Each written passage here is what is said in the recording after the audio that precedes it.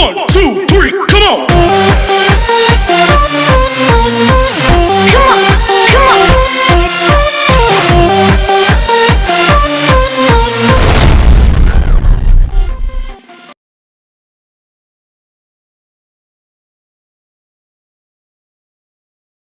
Assalamualaikum warahmatullahi wabarakatuh.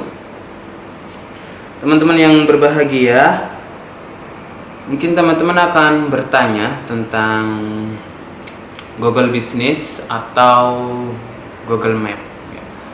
Gimana sih cara optimasi Google Map atau Google Business?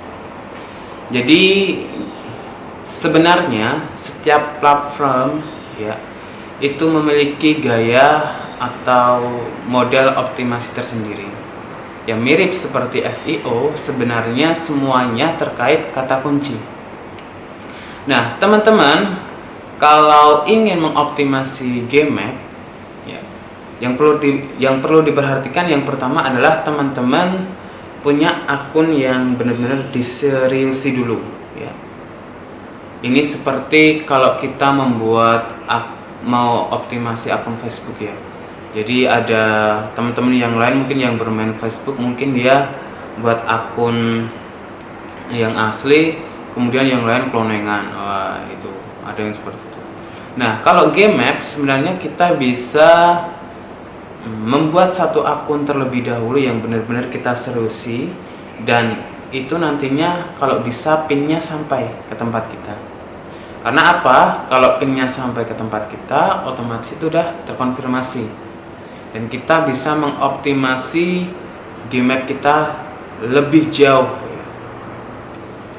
Oke. Nah, setelah kita punya akun Gmap yang teroptimasi, kita bisa membuat akun Gmap yang lain. Mungkin bisa di kantor cabang kita, kemudian bisa di tempat yang lain, atau di daerah kita yang masih dekat Jogja gitu ya. Nah, itu bisa dibuat dengan kata kunci yang berbeda ya. Jadi yang pertama, pastikan terlebih dahulu bahwa punya akun yang diseriusi ya. Yang kedua, boleh ya sampingan lah yang tadi.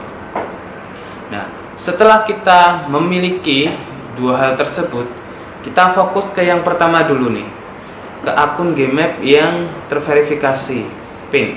Usahakan PIN itu datang di rumah kita. Nah, di sana nanti kita akan banyak bertemu dengan mengupload produk, foto produk, kemudian mengupload gambar, mengupload denah ya. Kemudian mengepaskan denah lah ya, menyesuaikan denah peta kita. Kemudian juga ada harga produk kita, kemudian ada juga penawaran, ada diskon, ada jam buka, ada pokoknya banyak banget di dalam Gmap itu. Nah, teman-teman harus optimasi itu, harus cantumkan semua, termasuk nomor telepon yang bisa dihubungi, email, kemudian hal-hal terkait komunikasi yang bisa kita isi di dalam Gmap tersebut. Itu ya. Jadi update paling enggak ya, kalau enggak bisa seminggu sekali ya 2 minggu sekali, yang penting rutin gitu. Selanjutnya, teman-teman usahakan memberikan arahan kepada pelanggan atau customer yang sudah merasakan jasa atau bisnis teman-teman untuk memberikan rekomendasi, untuk memberikan ulasan. Nah, di ulasan tersebut nanti teman-teman akan menjumpai ada bintang 1 sampai 5. Nah, sepengetahuan saya, bintang 1 sampai 5 itu misalnya ada satu saja orang yang mereview Gmap kita, Google Business kita, ada satu bintang aja yang itu bintangnya 5, itu kita bisa naik di halaman di nomor 1 ya. Tapi kalau misalnya ada 3, kemudian ada satu yang bintangnya 3, itu biasanya kita ada agak di bawah. Jadi usahakan jangan setengah-setengah ya. Usahakan sebelum memberikan ulasan dan sebagainya, kita maksimalkan terlebih dahulu jasa dan jasa dan bisnis kita. Maksimalkan pelayanannya agar teman-teman yang merasakan jasa atau bisnis kita itu memberikan bintang 5. Oke, jadi usahakan bintangnya 5 semua ya teman-teman. Dan teman-teman ketika memberikan nama di Google Map, Google Business, itu usahakan terkait kata kunci juga. Jadi misalnya Anto buka jasa SEO, usahakan ada kata jasa SEO. Jadi misal Anto jasa SEO Anto, atau pilih jasa medsos. Jadi yang penting ada keywordnya. Nah di situ nanti juga akan berkaitan dengan mesin pencarian. Ya. Jadi kalau teman-teman pastikan itu nanti selain di nama Gmap atau Google Business, nanti usahakan juga ketika teman-teman mereply ulasan ya, dari teman-teman pendatang dari visitor, itu juga cantumkan kata kunci sebisa mungkin. Jadi kata kunci itu banyak banget manfaatnya. Nanti teman-teman bisa namai juga yang ada di gambar tersebut. Produknya itu misalnya jasa medsos, menyediakan jasa medsos dan sebagainya. Jadi usahakan semuanya berbasis kata kunci.